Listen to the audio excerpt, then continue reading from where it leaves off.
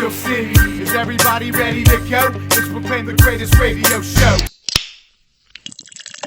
Welcome, fans, to a very exciting Week 17 recap. I am your host, Jim Sella, in studio with Jay Dash.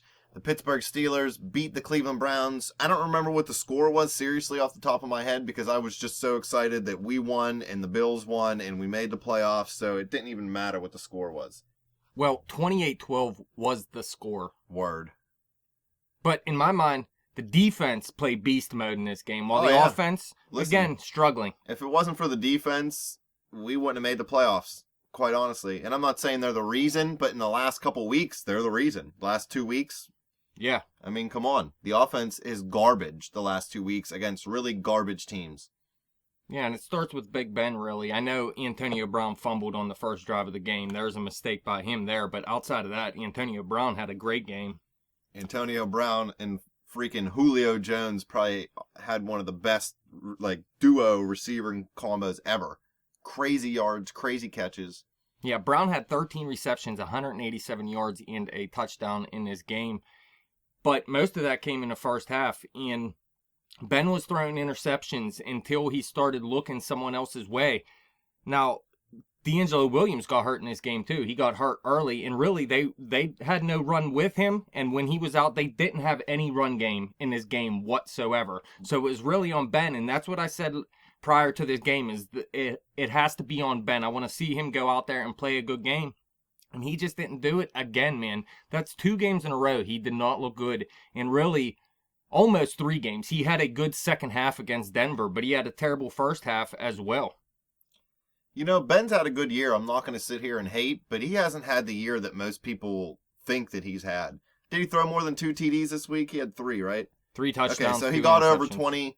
He got over 20 touchdowns, but I think he had 16 interceptions, and that's way, way, way too many. Especially in the last couple weeks, it's been bad. And let's not forget, how many weeks did he miss? 4? Right. So that's in 12 games. Ridiculous. He needs to play mistake-free football no matter who the quarterback is for the Bengals next week. Yeah, you can't forget, last season, the Steelers' defense looked great heading into the playoffs, and they just didn't play well in that playoff game against the Ravens, and really neither did the offense. The offense got to really step up next week. But back to this game real quick. I said they got to get more people involved, man. Now, the run game didn't work this week like we hoped it would, mostly because D'Angelo Williams is done, and that might hurt for the playoffs as well. We'll have to see how long he's out. But with no run game, the fact that Ben was only looking Brown's way, I mean, good teams are going to be able to stop that when you're just throwing to Antonio Brown and no one else. You look, Darius Hayward-Bay, 2 catches, 74 yards. One of those catches was 66 yards. Marcus Wheaton, 3 catches, 57 yards. One of those catches were 40 yards. No one else had anything. Heath Miller did score a touchdown in this game, but that's all he had. He only had 3 catches for 18 yards. There was nothing else besides those 2 long passes to those 2 receivers and Antonio Brown in this game. Has Martavis Bryant been benched? Well, he was questionable, you remember, going into the game because he was sick. He did get benched in his game, I guess you want to say. I don't know if it was because he had a tummy ache, wasn't playing well, or he was sick or whatever. But yeah, he only had 1 catch for 6 yards in the past 2 weeks, man. So he fell off hard over the last part of this season here, and we really need him to step up in the playoffs. Or it's gonna be hard for Big Ben because, like I said, it can't be just Antonio Brown. Has that been the demise of the offense the last 2 weeks? We had 3 good receivers for that 6-week span, and now we only have 1 good receiver. I'm not saying, playing good, I should say. But that's kind of, and then now Ben's forcing the football into Antonio Brown because these other guys aren't catching it. And I think he's not losing faith, but just in a key moment, he's trying to go to AB because he knows he's going to catch it. And you're right, teams are going to key in on it. The Steelers are playing the Bengals for the 3rd time next week, and they're 9-2 against teams the 3rd time they play them. But it's going to be a tough game. I don't care if AJ McCarron's a quarterback. It's going to be close. Yeah, Big Ben got to step up and play the way that we know he can play because the way he's playing right now, there's no way they're going to go through the playoffs here unless he steps his game up. This offense put the defense in terrible position all game long, and the defense did nothing but stepped up the entire time. Look. 7 sacks, I think. Yeah, what they have, 7 sacks, 2 interceptions. Mm-hmm. But look, even on top of that, They forced a turnover on downs after Brown's early fumble that I was talking about. That started in Steelers territory. I think it was the 38 or 39-yard line. So they forced a turnover on downs right after that. They held Cleveland to 3 after Ben's first interception. That was by that Jordan Poyer. That set the Browns up at the Steelers' 24-yard line. So holding them to 3, I mean, that's all you can do right there. And then they held them to 3 after the Steelers had nothing going and they punted. And the Browns returned the ball to midfield. So a drive setting up for the Browns at midfield, they held them to 3 points. Now, you'd wish they held them to nothing, but, I mean, they only drove like 20 yards to get that 3 points. And then James Harrison's interception right after Big Ben's second interception that started the Browns at the 9-yard line. That was early in the second half. So James Harrison stepped up huge right there because it was a close game all game long. I mean, in the fourth quarter, it was still a game at that point until really when Timmons had that sack fumble that set the offense up at the 8-yard line, and then Pittsburgh's offense scored on the very next play on a Marcus Wheaton touchdown. That really put the game out of hand right there, made it 25-12 at that point. But again, that's on the defense setting that offense up, and then they forced a fumble on the following kickoff. Not necessarily, that ain't the defense though, obviously. Right. That's special teams, but again, making plays in Willie Gay's interception to seal the game. So this defense stepped up from the very start of the game to the very end, and that's what you want to see heading into the playoffs. It was somewhere shortly after halftime. I looked over and asked you if the Steelers were winning the turnover battle in the game, and they were tied at that point, and the game was still really close. And then when the defense and the special teams started getting the ball, getting takeaways late in the game, I mean, when you have 3 forced fumbles and 2 picks in a game, you're probably going to win it. And the Steelers offense still almost lost it for them. If Johnny Manziel was in a quarterback, as garbage as I think he is, I think he could have got more yards and maybe got another score or 2. Yeah, if Johnny Manziel was in this game, I'm telling you, it would have been a ball game. I'm telling you, Austin Davis is terrible. Right. He does not get rid of the ball quick enough, obviously, by those 7 sacks you see. He doesn't throw a good ball. Austin Davis should not be starting for any team, even the Cleveland Browns, obviously. 48 sacks for the Steelers this year. Yeah, that's pretty beast mode. Most since 2010. But you look, Cleveland really fell apart in the second half too, man. But you got to give credit to the defense, obviously. But look at this. In the second half for the Browns, it went 3 and out, the James Harrison interception. Then they did put a pretty good drive together, which ended in a field goal. But then it went fumble, then a fumble on the kick return, and an interception. So they completely fell apart in the second half. In the first half, what was the score? 14-9? Yeah. That's just ridiculous. This offense, I mean, they put up 28 points, but it was all the defense setting them up in good field position. I mean, they did have a good drive or 2 in this game, but they got to be more consistent, especially against a terrible, terrible defense like the Cleveland Browns. I'm not saying our defense is world class or anything, but as good as people say our offense is, our defense should be good enough. They didn't even give up 20 points a game. This is the second game this year where they didn't even give up a touchdown. All these people calling into the fan and calling into the Mark Madden show, the hosts are even hating on the defense still and saying that the offense is the best. I don't understand it. The offense is probably better on paper than the defense when you look at the talent on each side of the football. But right now, the defense is playing better than the offense. So I don't understand why everybody keeps saying that the offense is better. In sports, football especially, it's what you're doing right now. It doesn't matter what you did 5 games ago. We could have scored 75 points in the 7th game of the season. It wouldn't matter anything right now because we need to score points now. You have to be consistent to win football games, and the offense has not been there this year consistently anyway. Any word on Pouncey? Just a random question. No, I haven't heard anything on Pouncey. We'll have to see about D'Angelo as well. I heard that he's 50-50, but that could be the Steelers being optimistic and trying to make Cincinnati prepare for something that's not going to be there. I'm not saying he can't play. I'm just saying it looked pretty gruesome to me. Yeah, if he doesn't play, it's going to be Jordan Todman and Fitzgerald Toussaint in the backfield for the Steelers. The Steelers said they're hoping for Williams, preparing for Toussaint. Yeah, I have a hard time believing Williams will be ready for that game, but a lot of this game, I mean, like I said, they came out and won the game. They won by a pretty good margin. They did what they needed to do, points. But the coaching staff was garbage again, in my opinion, as well. I'm getting kind of tired of this coaching staff, and it starts with Todd Haley, obviously. Todd Haley is a candidate for the Miami job. Yeah, I seen you sent me a message about that. I hope he gets that job. Let's drive him down there. Fans, spread fans everywhere. Please lobby for Haley to take that job. Let's buy a billboard like they always do in Denver and up in New England. Haley, go to Miami. And speaking of coaching, how about the Cleveland Browns? Cleaning house again. That's why their organization is garbage. They've had more coaches in the last freaking 5 years than we've had since 1969. Yep, they got rid of their general manager. They got rid of their head coach. And did you see who they brought in? No. They brought in the New York Mets general manager. Nice. Because he knows everything about football. Yeah, I don't know. I guess they're just trying to mix things up, man. They've had enough. They're just trying to change things around, and I don't blame them. I mean, you have to. Jimmy Haslam is a mess. He owned part of the Steelers, sold it, and then bought the majority stake in the Browns. And then shortly after, his company got sued for not embezzlement, but they were like stealing people's airline miles, basically. But it was at like gas stations or something like that. So this dude, he doesn't know what he's doing. He needs to hire somebody to run his football team and then just go away. He's not a hands-on owner. He's not the Rooneys or the Maras or somebody like John Elway, who I don't think he owns part of the team, but he's just a general manager.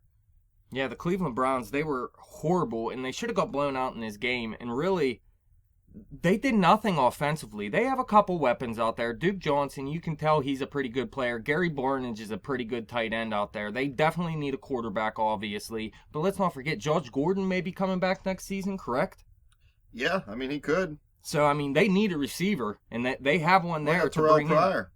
Yeah, he burned the Steelers. Speaking of Terrell Pryor, they had two good drives in this game, and one of them was just because of Terrell Pryor. He came up with a big 42-yard reception, but he also, later in the game, on their other good drive, they went down to the 2-yard line, and Terrell Pryor had that personal foul to drive him back to the 17-yard line. So, giveth and taketh away with Terrell Pryor, but he looks pretty good, in my opinion. I mean, he could be decent, give him a number 4 receiver or something, you know what I mean? Better than a benched quarterback. I think Travis Benjamin's more of a number 3 receiver, too. Have him as the 3, Terrell Pryor as a 4. If Josh Gordon can come back and play decently, maybe it'd be a good number 2 or something. All they need is a receiver and a quarterback for that offense, maybe an offensive line as well. Did you see Antoine Blake gave up, I don't know if it was in the most yards in a single season in history or maybe just for the Steelers' history, but he gave up more yards than any cornerback has, at least in Steelers history. I'm pretty sure it seriously was NFL history for one season. And then I think it said he missed 23 tackles this year. Ridiculously And the terrible. guy's still getting playing time. Those are the things we're talking about when we say we don't like the coaching staff. I'm not a fire Tomlin guy at all. Tomlin can coach the football team. He just needs to hire better coordinators. I do like Keith Butler. I don't like Todd Haley. And then entrust in them a little more and just maybe be a little bit more of a disciplinarian. I don't need Bill Cowher screaming in your face, spitting on you. You know what I mean? But I don't know. It seems like the locker room's a little too many stupid personal foul, taunting, stuff like that. Yeah, I like Keith Butler. I still want to keep Mike Tomlin around at least for a little while, obviously. But Todd Haley, he has to go. That's the one that I'd be getting rid of right now because we've seen it. We've been talking about how elite this offense is and just how they underperform week in and week out. I don't think he's available, but I'd love to bring Chan Gailey back to Pittsburgh as the offensive coordinator. He made Neil O'Donnell look like a Pro Bowler. Getting rid of Bruce Arians was bad news bears. I know our offense wasn't the greatest in the red zone then either, but I don't know. I liked it better than this offense. Speaking of which, do you know the Steelers offense ended up 10th in red zone touchdown percentage this season? Most of that coming from D'Angelo Williams, though, which hurts because now he is probably not going to be playing next week, obviously. So there goes most of our red zone touchdowns right there. Yeah, if you want to score a lot in the red zone, you got to be able to run the football, and the Steelers are going to struggle to run the football without D'Angelo. I'm not hating on Toussaint, but we've seen exactly what happens last year when you lose your starter in the last game and then play a bum. Ben Tate, freaking Josh Harris. There's actually people Trey Archer played in that game, too. Yeah, there's actually people in the Facebook group that I'm in, the Steelers group, talking about signing Ray Rice. Like, the dude hasn't played in how long? You think he's going to be able to come in and make a difference in a game? You're out of your freaking mind. I heard on the way here they did sign some running back to the practice squad. Yeah, nobody big. No. I think he is big. Well, no big name. Yeah. Might be a fat ass. Believe it. Who's your player of the game in this game? Offensively. I guess I mean, you're gonna the easy choice is Antonio It Brown. has to be, man. No one else did anything. The offensive line played pretty well. Yeah. Ben didn't really get sacked. Yeah, the offensive line's been playing well for the second half of the season here. Been playing really beast mode, in my opinion. Really keeping players off of Big Ben. I could say maybe Heath Miller too, because that was a timely touchdown. We needed that. We needed. And I to tell get you up. what, that should have been an interception as well. Yeah, Heath freaking He stole actually, it. yeah, he stole that touchdown. He's a beast. I'll Big give it to Ben Heath. should have had 4 picks in this game. Believe it. He should have had 20 picks in the last 2 games. I think it's 8 to tell you the truth, but yeah. Ridiculous. I love you, Big Ben. I'm not a hater on him either. I think he's a great quarterback. He's just not playing good. Another thing is, did you see Big Ben came out and like talking down on Martavis Bryant, saying he got to be a man and step up? Said Well, he how needs to about you step up, Ben? I mean, if Ben was playing on top of his game and it was Martavis's fault that the offense was struggling or something, I could see. But Ben got to step his game up before he tells someone else to step their game up, in my opinion. Believe it. I don't know if you've seen or heard the interview or whatever. I didn't actually hear the context of the conversation. So you can write things on paper and make them look worse than they actually were in a conversation. But yeah, I agree. Ben needs to step his game up. He's the quarterback. He's the catalyst of this whole team. And now that the run game is most likely gone, at least gone from being what it was, because there's no way Toussaint and Todman are going to keep up with what Williams and Bell if he's was able to do injured, this he's season. not going to play great either. So my key to victory the past few weeks was get this offense rolling, Big Ben, start playing better, and he hasn't done it yet. Now, I mean, it's do or die with Big Ben at this point. Believe it. He's got to keep those turnovers down. We keep saying it on this show. We're 0 when we lose the turnover battle. We got to win the turnover battle to win a football game. Our offense has not really put the team on its back. I mean, I know they had that 6 straight games of 30 points, but the defense, it's not like they were giving up mad points. The Seattle and they were game setting them did. up every time, too. Yeah. So the offense was a product of a lot of short drives this year, given to them by that defense who had a lot of takeaways. They were in the top 10 in takeaways. I mean, they really played a better season than what most people give them credit for. That's what scares me about the playoffs. I mean, they really need that defense to keep doing what they're doing, playing that takeaway game. Because if they don't, man, they do get burnt. Yep. You can burn them, but the way they've been successful this year is by that takeaway. And if they don't have that, you're going to get killed in the playoffs. Especially in the red zone. 5 red zone takeaways this year. That's pretty good. But yeah, Antonio Brown, I'm going to say offensive player of the game. Defensive player of the game. There's a lot of good stuff going on here on the defense, but I'm just going to go Timmons. He led the team in tackles. He had a sack and a half, and he had that sack fumble that really was the game-changing play. I'm going to give it to Will Allen, not for any stats particularly, just by the way he played. He was flying around. I'm pretty sure he had a sack. I mean, the guy was all over the football field, especially early in the game. And now I do think he got burnt on one play, or maybe he just took a bad angle or whatever. But that guy's been playing great all year. I wanted Shamarko in all the time early in the season, and I said that I thought it was a mistake to let Will Allen play because you got to let these young guys develop and learn at some point. But I was dead wrong because Will Allen put together a great season for the Steelers at safety. How about Willie Gay? An interception that wasn't returned for a touchdown. Garbage. You're horrible, Willie Gay. Please believe it. That's obviously a joke. Yeah, how about Mike Mitchell? That second week in a row, he should have had an interception where he just messed it up. He's played better this year than last year, so I'm not going to say on the field he's complete garbage. But, dude, as a person, I really don't like Mike Mitchell. I mean, just in the way he plays, man. He's all about... When they say people try to injure people, he really is out there to injure people, if you ask me. I think I don't like the way he plays the game. And I'm not saying hitting hard is a bad thing. I'm not saying playing physical or anything of that is bad. He just puts that over everything. You know what I mean? Make a play, man. And, worry about smashing somebody later. The one guy was 3 inches from the ground already before he decided to dive at him and try to smash him. Like, he was already being tackled. Just let him get tackled. Make a better play. The interception would have been better than a big hit. And then he stands up and does that stupid pose that he always does. God, I hate that. Least valuable player. Big Ben? That's who I'd go with. He did win the game. I'm not going to say he won the game like he drove down the field or whatever. He got us enough points to win the football game.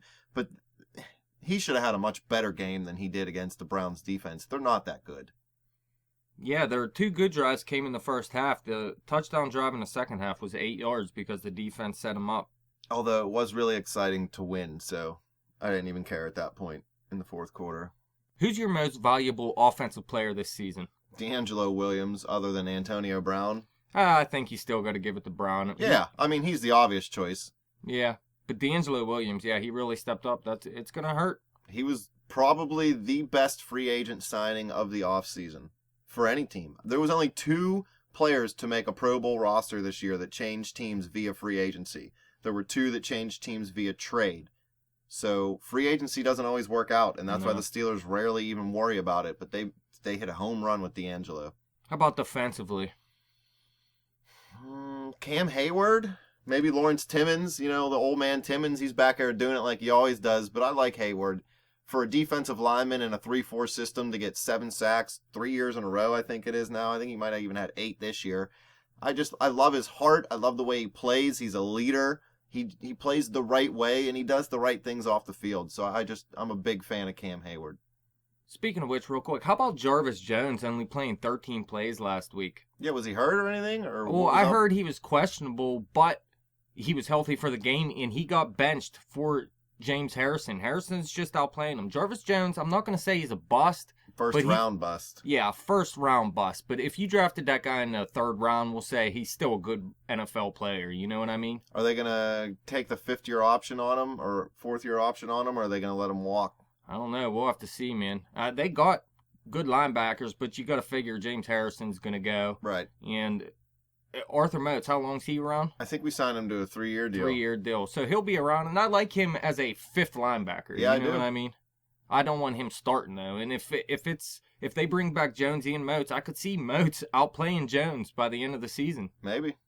I like Bud Dupree. He was a good draft pick. Steelers Rookie of the Year. All right, who was the least valuable player this season? Jacoby Jones. I agree. Or Josh Scobie. Or Todd Haley. How about Garrett Hartley? Garrett Hartley. Forgot about that guy. Now, I'm going to say Jacoby Jones. He was horrible. Everybody was so pumped when they brought him in. Outside of us, obviously. We weren't happy with it to begin with. But Jacoby Jones was just terrible. They got rid of him and brought in Ross Ventrone. And we seen Ventrone making plays already Boom. on the special teams. This guy should have been on the team over Dree Archer from the beginning of the season. You never wanted to give Dree Archer a chance. Ventrone's always been good for the Steelers. So Believe it. I love Ventrone on the team right now. That is a positive moving forward. I'll give it to Josh Scobie just so we can each have our own guy because he cost us the freaking game against the Ravens. Most valuable coach. Joey Porter, because I like him. No, I got to give it to Keith Butler. Yeah. That defense, they gave up the yards in the passing game, but they also have no marquee names. You know, I don't want to hate on everybody in the defensive backfield, but they were expected to just be completely torched all year and give up mad points, and they didn't even give up 20 a game.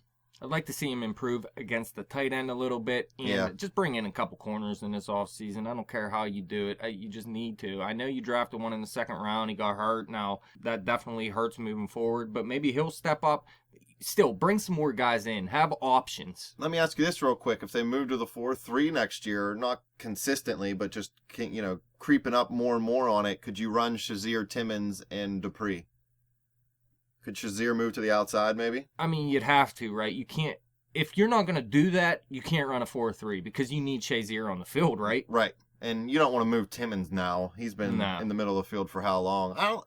I'm not an expert by any means, but I definitely think that those guys could do it if they had a whole offseason to learn it. But I don't think they're going to go exclusively 4-3 next year. This is a stupid one. Least valuable coach. Todd Haley. Yeah. Garbage. But yeah, if Johnny Manziel played in this game, I think it would have been a closer game. The Steelers played like garbage, in my opinion, on the offensive side. And if they do that heading into the playoffs here, I think it's going to be a one and done, even with A.J. McCarron at quarterback. Get them turnovers. That's it. Anything else for the fans? Not that I can think of. Terrell Pryor, get it done, son. Believe it. Fans, anything you want to say, hit us up on Twitter at bet_the_spread. Hit me up on Twitter at betjimthewin. Keep checking out the Facebook page at facebook.com/betthespread. Keep coming back to YouTube and clicking subscribe. Everybody needs to subscribe.